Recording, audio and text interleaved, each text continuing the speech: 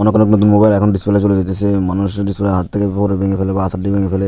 Redmi 14 এই মোবাইলটা ডিসপ্লেটা আসলে ভালো ছিল, ডিসপ্লেটা পুরোপুরি ভালো, তারপরেও কিন্তু ডিসপ্লেটা কাজ করে না আর কি। তারপরে রেডমি 14 মডেলগুলো নতুন খুবই, ব্যাকসেলটা খুলতে অনেক হার্ড। ব্যাকসেলটা আপনার দেখে খুলবেন, না হলে পরে ব্যাকসেল ফেটে যাওয়ার সম্ভাবনা আছে।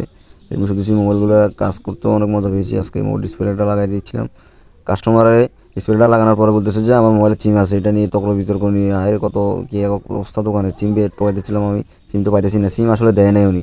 পরে উনি ওনার বাসা ফোন দিল, ফোন দিয়ে জানতে পারলো যে সিমটা দেয় নাই। এই জন্য বলি কাস্টমার থেকে সিম বা সিমগুলো দিয়ে দেওয়া উচিত, আমরা সিম না দিলে পরে এটা নিয়ে বিতর্ক বা সমস্যা পড়তে হবে।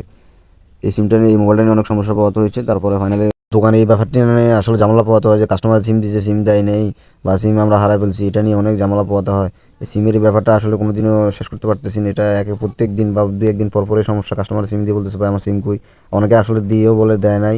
এই নিয়ে নানান ধরনের সমস্যা, অনেকে আবার দেয় না বলে দিছি, এই নিয়ে নানান ধরনের সমস্যা। আমি বলি সিমটাও দিয়ে দেওয়া উচিত, এই ভুলটা আপনারা করবেন না।